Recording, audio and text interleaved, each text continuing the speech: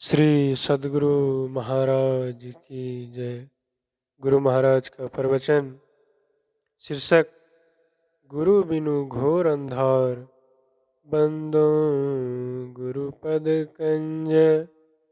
कृपा सिंधु नर रूप हरि, महामोतम पुंज।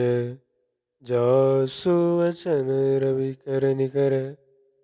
प्यारे लोगों, यह बात निर्विवाद सत्य है कि शांति बाहर की चीज़ों में नहीं है। शांति असल में अपने अंदर में है। मन शांत है, बुद्धि शांत है तो शांति है। मन में संकल्प विकल्प होता रहता है, बुद्धि में तर्क वितर्क होता रहता है। इन दोनों को चुप कर दो तब शांति है। लेकिन मन बुद्धि ये दोनों शरीर के ऊपर लगे हुए नहीं हैं, शरीर के अंदर है। इन दोनों को चुप कर दो। लेकिन यह कोई आसान काम नहीं है, कठिन काम है। आप अभी जगे हुए हैं, बाहर की वस्तुओं को देखते हैं। आप सो जाएं, स्वप्न में आ जाएं तो वे ये सब चीज़ें जानने में आवेंगी जो आपने जागने की अवस्था में देखी है। जागने में और सपनाने में बुद्धि चुप नहीं होती और मन भी चुप नहीं होता है। इससे आगे आप बढ़ते हैं तो गहरी नींद में जाते हैं तो बाहर की सब चीज़ें भूल जाते हैं। आपको कोई ज्ञान नहीं रहता है। जगने पर इतना मालूम होता है कि बहुत नींद में सोया। संत लोग कहते हैं यह तो स्वाभाविक है, और भी आगे बढ़ो, जिसे तुरीय अवस्था यानी चौथी अवस्था कहते हैं। यह सहज ही में होने योग्य नहीं है। सत्संग के द्वारा गुरु से ज्ञान पाकर अध्यात्म ज्ञान को जानिए और गुरु का चुनाव कीजिए जो आपको बतावे कि 3 अवस्थाओं से आगे कैसे बढ़ा जाए। वह गुरु कैसा हो? ज्ञान कहे अज्ञान बिनु, तम बिनु कहे प्रकाश। निर्गुण कहे जो सगुण बिनु, सो गुरु तुलसीदास।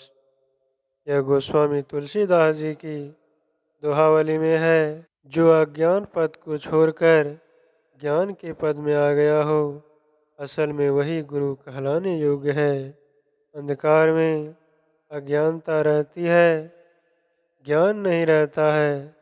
जहाँ अंधकार है वहाँ कौन कौन बैठे हैं पता नहीं लगता। साधक कुछ ऐसा साधन करता है जिससे अंधकार से प्रकाश में जाता है। अंदर में प्रकाश नहीं हो तो आँख में रोशनी कहाँ से आती है? यदि यह कहिए कि बाहर की रोशनी देखने में आँख में रोशनी आती है तो यह बात ठीक नहीं है। अपने अंदर में जो प्रकाश है उसमें जो रहता है वह ज्ञान में रहता है।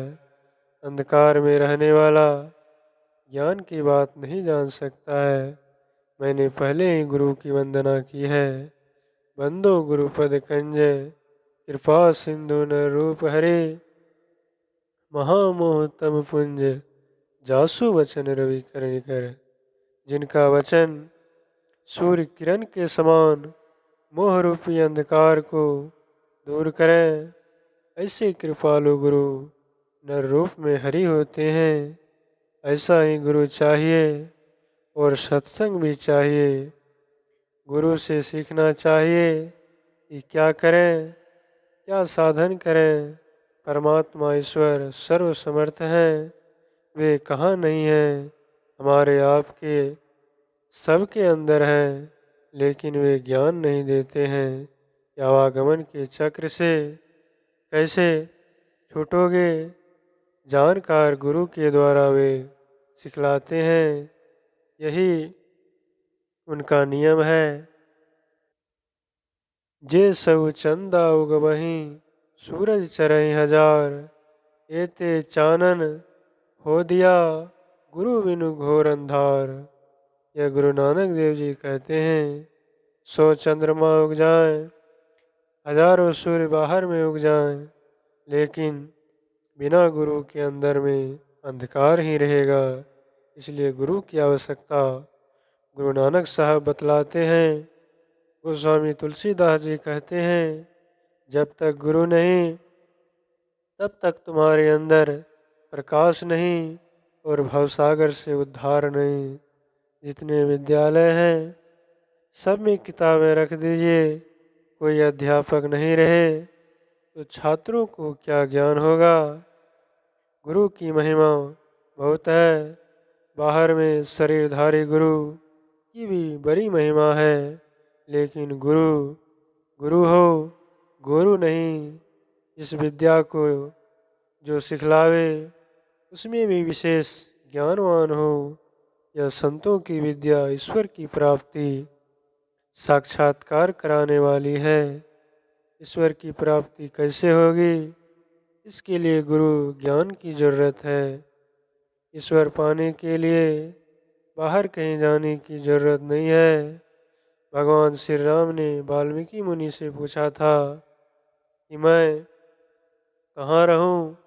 वाल्मीकि जी ने कहा कि आप कहाँ नहीं है सो कहिए। वाल्मीकि जी के सामने प्रत्यक्ष रूप में भगवान श्री राम मौजूद थे, फिर भी वे कहते हैं, राम स्वरूप तुम्हार वचन अगोचर बुद्धि पर अविगत अकत अपार नेति नेति निगम कह। रामचरितमानस। सर्वव्यापक तत्व को यहाँ स्वरूप कहा है। जो आप स्वयं है वही आपका स्वरूप है।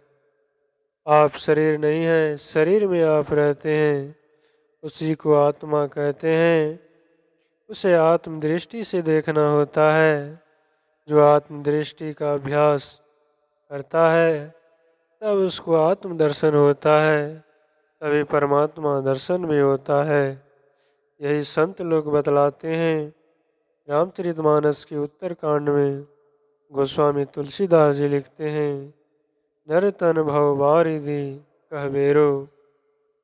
संसार सागर को पार करने के लिए मनुष्य शरीर नाव है, बेरा है। मनुष्य शरीर पाकर ईश्वर भजन कीजिए, सत्संग कीजिए। और एक बात जो गुरु नानक देव जी महाराज ने कहा है उसे भी याद रखिए। सूचे भारे सांचू समावे, बिरले सोचाचारी। मन की पवित्रता शरीर के स्नान से नहीं होती, सत्संग और साधना से होती है। इसलिए सबको चाहिए कि सत्संग करना, गुरु से यत्न जानना और नित्य प्रति समय बाँट बाँट कर भजन करना। भोजन का समय, आराम का समय, रोजगार का समय, साधना का समय, इस प्रकार बाँट बाँट कर भजन करते रहेंगे तो कभी न कभी कई जन्मों में ईश्वर को पा लेंगे। भक्ति का संस्कार आपके जन्म जन्मांतर तक रहेगा। संत कबीर साहब ने कहा है, भक्ति बीज बिन से नहीं, जो जुग जाए अनंत।